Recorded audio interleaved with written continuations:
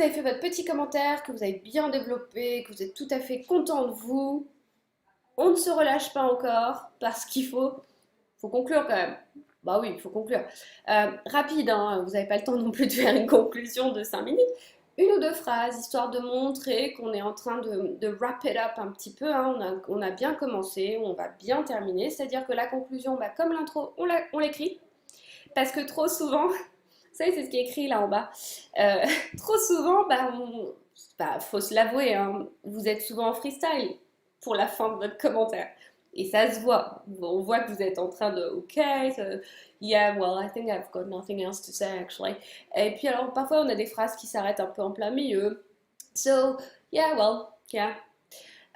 Et puis là, il y a toujours, ça m'arrive très souvent, un petit échange de regard avec le candidat. Alors, is it, is it finished?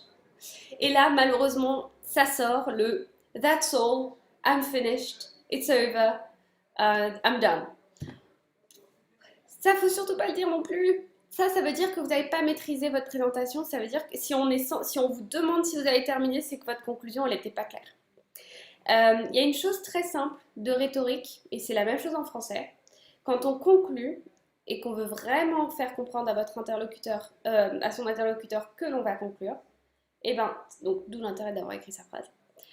On ralentit le rythme et tout simplement, on baisse la voix. Et on a terminé. D'accord? Donc c'est la même chose en anglais. And so overall, I don't know, for example, overall, the American elections really show how deeply troubled the society is. C'est bon? C'est fini. Voilà. Donc ça, c'est une première chose. Vraiment, faites attention à cette dernière phrase. Parce que parfois, on a des super présentations et là, ça tombe sur la chute. Ça gâche un petit peu tout ce qu'il y avait avant. Donc ça, c'est la première chose. C'est pas la peine de résumer ce que vous avez dit. Normalement, on vous a écouté pendant 5 minutes. Faites confiance à votre interlocuteur. Je pense qu'il a une mémoire immédiate. Ça va, tout va bien. Il a tout à fait retenu ce que vous avez dit. Évitez aussi les sweeping comments. Ce qu'on appelle les sweeping comments, c'est un peu les phrases, vous savez, les phrases bateau. But only tomorrow will show if this happens or not. Euh, donc ça, c'est des choses... non, hein, vous n'allez pas le dire en français, on ne va pas le dire en anglais non plus. Alors, qu'est-ce qu'on peut faire en gros dans sa conclusion? À nouveau très court, ça vous avez souvent l'habitude de le faire, donc vous le faites bien, une petite ouverture, c'est-à-dire qu'on fait un parallèle avec un autre débat, par exemple. Donc ce qu'on appelle voilà, un débat connexe. Vous pouvez, là aussi c'est pas mal non plus, essayer de commencer à orienter un petit peu ce qui va suivre, c'est-à-dire parler de vous-même.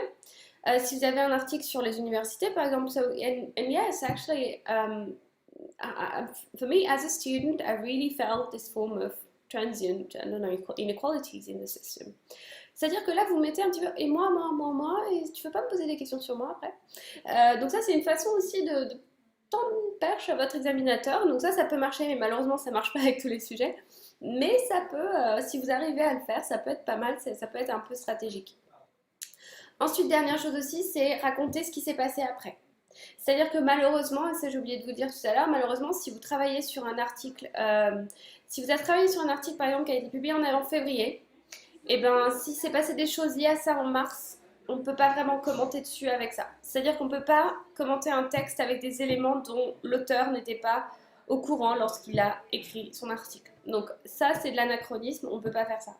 En revanche, on va s'attendre à ce que vous le mentionniez quand même en conclusion pour montrer que vous avez quand même suivi l'actualité, of course.